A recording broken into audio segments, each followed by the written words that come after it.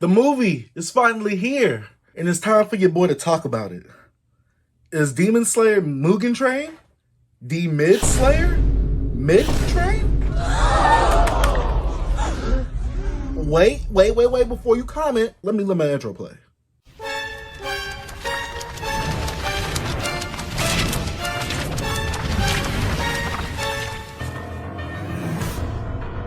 What's up, you guys? Chase the Dark Sage here. We are back with another video. Now, with Demon Slayer Mugen Train finally coming out in the US of America, because, you know, obviously with the certain crisis that's happening around the world, theaters were shut down at a time, and this was one of the highest grossing films in Japan. And honestly, I really wanted to see it because if it's the highest grossing film in Japan, that means a lot of people want to see it. But sales does not always equate to whether it's actually good or not. So with me basically waiting for a year to actually go see this movie, and basically waiting a whole year to actually go back to movie theaters, I gotta say that going back to the movie theaters and seeing this movie was a fun experience. Now, some of you guys might know that I am a fan of Demon Slayer, especially since one of my highest viewed videos on my channel is actually about Demon Slayer. So at one point I was collecting the Demon Slayer manga, but I stopped because the box set is coming out. Hopefully you guys have checked that video out already about the box set coming out for the manga set. But nonetheless, even though I used to collect the manga, I am anime only for Demon Slayer, because the spectacle for Demon Slayer is the actual animation, the presentation of how this property or this entity is actually transferred from manga to anime.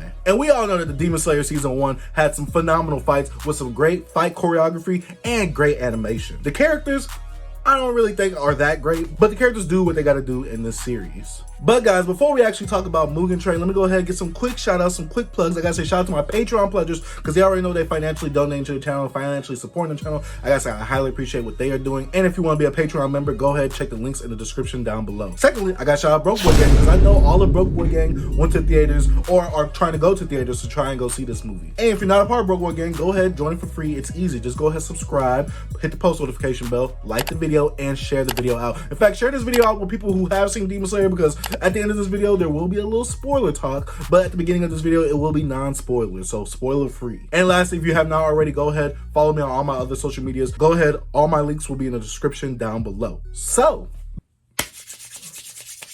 let's go ahead and get into it. So with Demon Slayer Mugen Train, what did I fully think about it? If you're a Demon Slayer fan,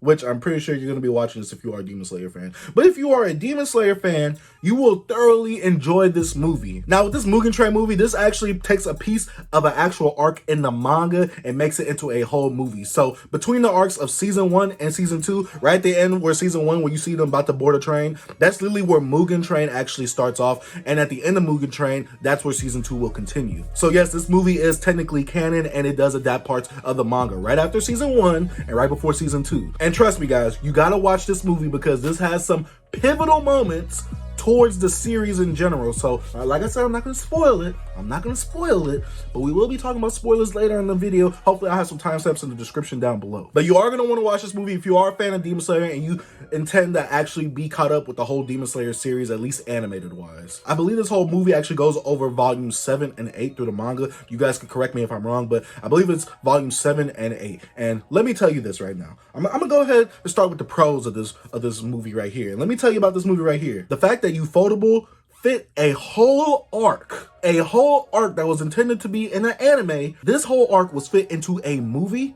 I gotta say, phenomenal. They did a great job. I'm not gonna lie to y'all. The animation was clean. I mean, ooh, one of the best looking anime movies I have ever seen. One of the best anime movie experiences that I have actually went to see in theaters as well. As you guys know, if you are fans of Tanjiro, Zenitsu, or Inosuke and Nezuko, you will see plenty of these characters actually in the movie. Well, except for Nezuko. I feel like we was missing a little bit of Nezuko. And I feel like Zenitsu, he was pretty slept on in this movie, pun intended, if you get what I mean. But this movie definitely had the action. It definitely had the smoke. And I gotta say, I did enjoy this movie. Now, as a Demon Slayer movie, I will give this movie a 10 out of 10, especially since they adapted the mark from that manga into movie form. And I gotta say that I didn't think that was gonna go well, because usually with arcs, you know, you have huge arcs, or, you know, these arcs where you have character development, you have different characters coming in, you have to introduce certain characters, you have to introduce the villain, things like that. Especially within the anime movie, I thought that was gonna be really cluttered. I thought it was gonna be really clanky.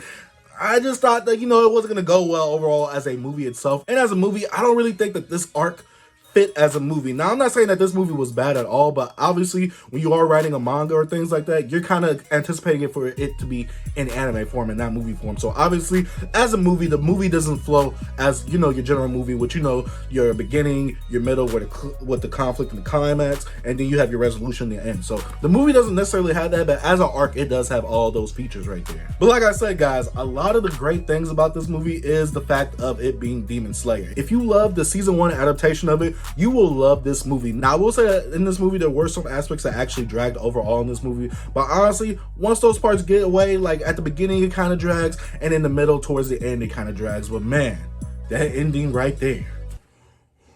Whoo! Like I said, no spoilers. But that ending.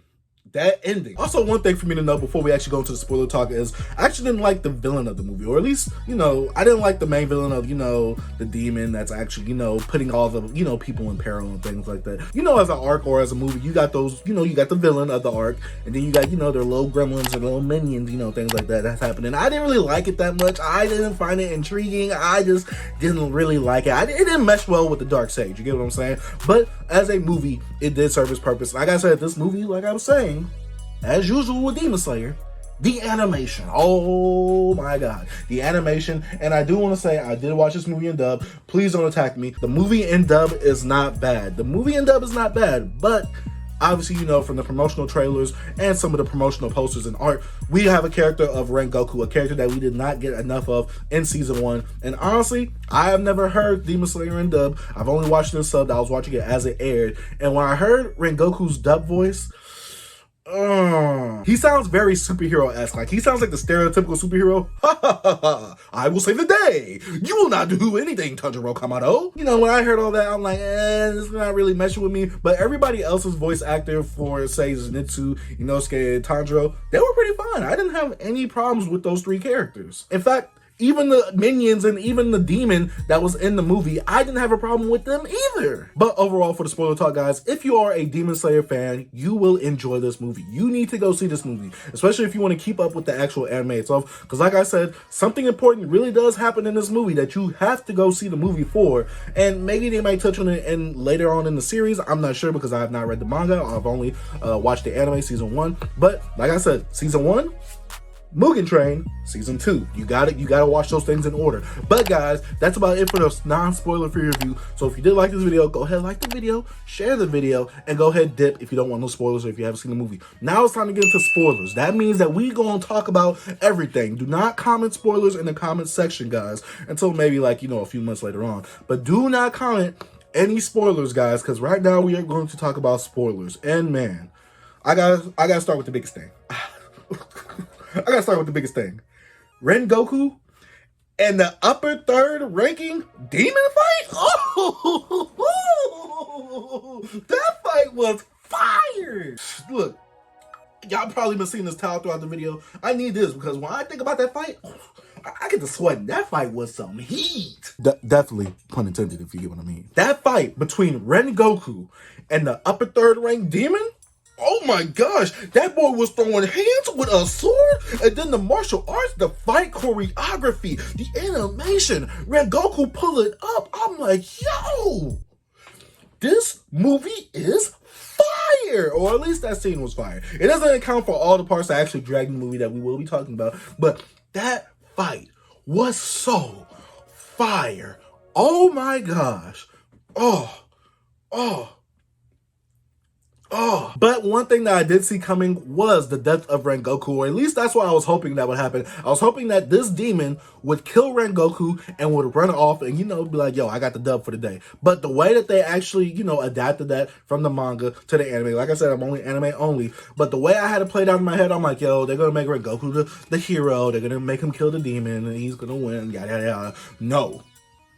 This arc, or this movie, subverted my expectations severely because I thought, like I said, they was going to make him save the day, you know, be this glorious superhero guy. I wanted him to die. I wanted the demon to win, but because honestly, I needed to see how powerful these demons were compared to a Hashira, and for these actual characters of Tanjiro, Zenitsu, and Inosuke to actually see how powerful these demons could be, and later on, the mantle that they actually have to grab onto later on with them becoming, you know, probably the top Demon Slayer core, you know, members or whatever. But when this demon was fighting Rengoku. That was some of the best Shonen Jump fighting I have ever seen in my life. I will say this right now, probably one of my top fights of this year. I'm not gonna lie. I'm not gonna cap. That fight was phenomenal. And the fact that they had my boy Rengoku died, because we didn't really have much of his character before this movie, and that was one of my problems with the movie was they tried to get you to care about this character Rengoku, especially through flashbacks and the dreaming sequence that the sleeping demon tried to get them in. And I get his story, I get his flashback, I get, you know, what happened in his past, his dad being, you know, a little bit of a douche, you know, his brother looking up to him and his mom just believing in him, and him wanting to be a Hashira, him achieving that goal when he was younger, but his dad really didn't care. I get that aspect, I get it, but in movie form, they didn't drag it out long enough for me to actually catch the emotion. And then the movie, once it started getting to one point, it started getting fast-paced. I started forgetting about that flashback, and boy, when Rengoku died. You should know when it's an anime, if you get a flashback, you're either gonna get a really nice power-up, or you're about to get a really nice death. And honestly, I thought my boy Rengoku was gonna get that really nice power-up. When he got that really nice death, I'm like, oh man, Demon Slayer ain't playing no games no more. I like this. This is what the Dark Sage likes. But enough with that fight, guys. The one thing I did not like was the main demon becoming the train. I didn't like that. That part really dragged to me, them trying to defeat the train. I mean, Zenitsu has this one moment when he's actually, you know, awake, sleep, you know, when he does his little thing, when he's super powered up, when he sleep. He has one moment of that. There wasn't enough Zenitsu in the movie. Now, when he was simping for Nezuko in his dream, that was hilarious. I'm not gonna lie, that was hilarious. He is a simp, but he's a respectable simp. But when we had the dream sequence, especially with Inosuke and Tanjiro, and Inosuke's dream sequence was funny, Zenitsu's dream sequence was funny, Tanjiro's was pretty sentimental, it was pretty sad. I honestly get it, but in a movie form, like I said, to me, the emotion really wasn't there too much. Like, if it was an episodic anime episodes, like this arc probably would have made me mad, because if this was actually in the anime in a season, this probably would have dragged out a little bit too long, but in that movie, it was a little bit too short. I don't know where there would have been like a happy medium. Maybe I should have read the manga. I don't know. But in the dream sequences, that part really dragged me when the kids was trying to get to their core or whatever. But Rengoku, when he was in his dream, and when that kid was trying to get to his core, and he just snapped, and he just grabbed that kid, started choking him, I'm like, oh, Rengoku, so we really gonna do that to the kids? We're really doing that to the kids? Look, every time I speak about Rengoku, that's when I start sweating. The Dark Sage gets to sweating because, whew, like I said, the movie was heat. Now, like I said, the two parts that dragged to me was the demon being the train. They gotta defeat the demon train or whatever. I didn't really like that, but, ooh, when Tanjiro was fighting the demon one-on-one, and Tanjiro kept like killing himself in his dream, and he kept coming after the demon, he was like, cool. King. Oh man, Tanjiro's a bad boy. Tanjiro, he not in the pull-up god, you know, committee, but he might be someone that might be voted in there soon. Overall, this movie was fantastic. There wasn't enough Nezuko, there wasn't enough Zenitsu. This really was a movie where Tanjiro and Inosuke actually teamed up, because there was plenty of Inosuke moments. Inosuke is hilarious, but he is annoying as usual, like he was in the anime. And we had the character of Tanjiro where he is kind of bland, but I feel that he does actually get some character growth in this movie. Him seeing the actual Hashira die, someone that is super powerful, someone that's really top ranked in the Demon Slayer Corps, actually die right in front of him from a demon, and him basically having this plot to, you know, we got to get stronger, you know, this Hashira really died in front of us, protecting all these people. And I like the fact that they touched on Rengoku actually saving all the people in the train, which was cool. I kind of wish we would have got some more Rengoku moments. That way the Rengoku death would have kind of, you know, resonated with me a little bit more. But Rengoku saving everybody on the train, that's cool. That's dope. But I really wish we would have got some more Rengoku, because all we knew before that fight was Rengoku was awesome. We saw glimpses and, you know, teases of Rengoku actually fighting, but we never actually really got to see him like really, you know, turn up a little bit, at least in front of the team, except for when they was fighting the upper rank demon or whatever. But besides all that, I did enjoy the movie. I think that the movie honestly gets a C. It gets a C in terms of standard anime movies, only because this was meant as a arc, guys. The only reason I'm ranking this like this is because this arc was turned into a movie, and it was meant as a arc rather than an actual, you know, movie. Like, you know, it's supposed to be an anime form. But it doesn't take away from the movie actually being good, the movie actually having great animation, the movie actually having fire fighting scenes. I'm talking about super fire. But like I said, there was some detracting things that I really did not like within the movie, saying the dialogue wasn't really interesting at any points at all. The dream sequences being very, you know, dragging. In fact, the dream sequences when the demon was putting him to sleep, the demon was kind of putting me to sleep in those parts too. But besides all that, if you do like Demon Slayer, if you love Demon Slayer, you probably enjoyed this movie. I enjoyed this movie. I like Demon Slayer. I'm a fan of Demon Slayer. A lot of people think I'm a Demon Slayer hater. No, I just don't love everything that Demon Slayer does, especially when it comes to a Shonen Jump title. But guys, overall, the movie was good. I give it a 7 out of 10 as a movie. As a movie, I give it a 7 out of 10